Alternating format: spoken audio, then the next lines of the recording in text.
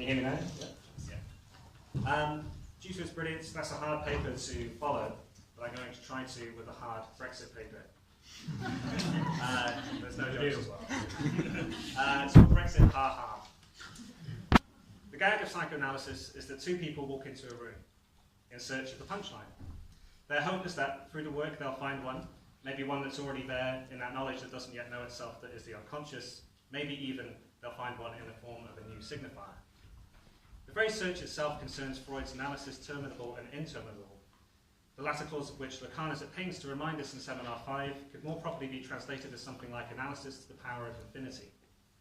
Imagine a joke to that power, one that doesn't end, that's kept funny, made funnier and funnier, one that simply is endless for pleasure. If weaponized, like the joke in the famous Funniest Joke in the World sketch in Monty Python's Flying Circus, it would destroy us from oversaturation. What's funny about Brexit is that it isn't funny. Its endless extensions and search for punchline can be read as being only in the service of retroactivating it as a joke. This trawl of humourlessness shows up not only the dearth of humour that's followed in its wake, but also that which paved its way. As an aside, we could here impute a paranoid origination to the leave or remain referendum. Is Brexit the furthest fetched curveball the right could think up to derail the momentum of Corbyn and Corbynism? That is, to do so as permanently as possible, hereditarily, manufacturing Brexit as Labour's inheritance. And could Labour bring itself to rely on the same playground retort that the Tories used throughout the coalition and up till now? It's not our fault, miss, it was Labour that did it, we just got here afterwards. If not a joke, Brexit certainly seems to be an exercise in absurdism. The moment of Theresa May offering up her resignation as a bargaining chip for voting in her version of the deal, which she lost anyway, was a bizarre negation of negation, illustrative of just how lose-lose everything has become. Like every political thing else, Brexit's being met with what Mark Fisher encapsulates in his description of Ian Hislop's one-size-fits-all snigger at every newsworthy political thing for Have I Got News For You, which he identifies in his article The Strange Death of British Satire, collected in K-Punk, where he says, no matter what the infraction, Hislop's response is always a supercilious snigger. As the editor of Private Eye, Hislop played an important role in exposing abuses, but on television, his mockery-in-chief persona serves ultimately to neutralise and cover over one snigger fits all situations. A smirk, an eye roll, a cutting comment, and the job is done. Canned satire. Like in Zizek's conceptualization of canned laughter, something is being done for us in this form of broadcast satire, so we don't have to do it ourselves. Something almost of an analgesic quality, a kind of pleasure relief as opposed to pain relief. This is intensified to the nth degree when political satire gets filtered through the Dave machine, endlessly rerunning these now old and decaffected comedy panel shows. Have I got fish and chips papers for you? To use Fisher's words to sum up this conjuncture, in not tracking well enough cultural changes over time, in the 1950s, such comedy might have posed a threat to the authority of establishment politicians who expected unthinking deference from the electorate. But now, when politicians are routinely ridiculed and a weary cynicism is ubiquitous, British satire is a weapon used by the establishment to protect itself. So, with the British Broadcasting corporate satirical backstop in place, how might we approach an analysis of Brexit as a phenomenon between psychoanalysis and comedy? Let's look at it through the lens of Lacan's interaction with Jean Genet's play The Balcony in Seminar 5. The plot revolves around a brothel known as a house of illusions to which men flock to play out their fantasies of acting as prominent state functionaries, as judges, bishops and generals, whilst revolution is happening in the streets. The character of the chief of police regularly pops into the establishment, mainly to inquire after whether anyone's turned up yet who wants to play him in one of these little mise-en-scenes. And he has over and over to be let down gently. At the end of the play, a revolutionary, plumber by trade, arrives to finally assume the role of the chief of police and to enact a fantasy scene with one of the women, whilst being watched through portholes by the brothel madam, the fellow fantasists, and the chief of police himself.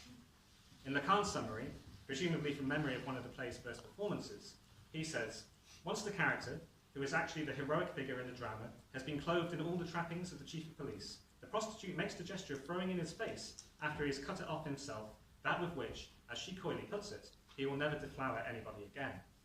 With this, the chief of police, who is very close to arriving at the zenith of his satisfaction, nevertheless makes the gesture of checking that he still has his. We might offer to this denouement a new Lacanian reading. What's funny in Genet's Balcony is that he has in effect made a structure, a function, the big other, Lacan's structural position assigned to a kind of supposed adjudicator, guarantor, or overseer into a character, the chief of police who needs to check that his will is still there. However, we cannot laugh at the big other itself doing this, if not anthropomorphized via a fiction, even if one with the structure of truth. The only people that can are those that don't yet know that the big other doesn't exist. But the joke's on them, as whether it exists or not, it has effects, it functions. Genet's humour is in exposing the fallibility of the Platonic forms. In Seminar 19, Lacan discusses the horseplay between Plato and Aristotle on this question, stating Aristotle, not without peremptory arguments, turns upside down what Plato stated, namely that the horse is upheld by partaking in the idea of the horse, that what is most real is the idea of the horse. In the balcony, the celestial form of the chief of police becomes insecure about his phallic function, when faced with an actor created in his image, castrating himself, the plumber that puts the other's plumbing in order. In straying onto the plane of horses and plumbing, we might be reminded of the little quitter, Little Hands, but also of Ramon Queno's long joke that Lacan recounts in Seminar 5 concerning the examiner and the candidate, in which the idea of the horse is very important. In fact, it is a form of joke that Lacan is steering us towards seeing as being defined not just by the punchline, but by the maintenance of witticism throughout. I'm sure many of you know it, but I'll tell it anyway. Tell me, says the examiner, about the Battle of Marengo. The candidate pauses a moment with a dreamy air. Battle of Marengo. Bodies everywhere. It's terrible. Wounded everywhere. It's horrible. But, says the examiner, can you tell me anything more precise about this battle? The candidate thinks for a moment, then replies, a horse, rears and whinnies. The examiner, surprised, seeks to test him a little further and says, in that case, can you tell me about the Battle of Fontenoy? The Battle of Fontenoy. Dead soldiers, wounded soldiers everywhere. All of that and more. The examiner, interested, says, but young man, could you give me some more precise details about this Battle of Fontenoy? Oh, says the candidate, a horse, rears and whinnies. The examiner strategically asks the candidate to talk about the Battle of Trafalgar. The candidate replies, dead everywhere, a bloodbath, wounded everywhere, hundreds of them. But, my good man, can you tell me anything more precise about this battle? A horse! Excuse me, the examiner cuts in. I would have you note that the Battle of Trafalgar was a naval battle. Whoa, whoa, says the candidate. Back up, Nelly. The Brexiteering horseman's battle cry may have been aimed at causing a similar wobble to that which the chief of the police sustains in the balcony, in the big other. But where the big other is or isn't, taken as existence or not, it really doesn't matter. That is, better put, in the place of the big other, there are no Platonic forms. There is no form of the architect of Brexit or of its subjects. No such forms are peering through portholes, double-checking their bollocks. Between being duped and non-duped, between lies and post-truth, are we choosing foreclosure over half-saying? Instead of the forms, there is something only of the oscillation that the chief of police brings our attention to through his otherly personification in the balcony when he states, well, gentlemen, above God are you, without whom God would be nothing, and above you am I, without whom ... Stress is laid in the text on the cut that this ellipsis heralds. Ultimately then, we're playing up, really hamming it up, and fucking it up for ourselves, and the joke's on us. But also, with the fall of the phallus, however temporarily, refinding the comical object may now be left open to us as well.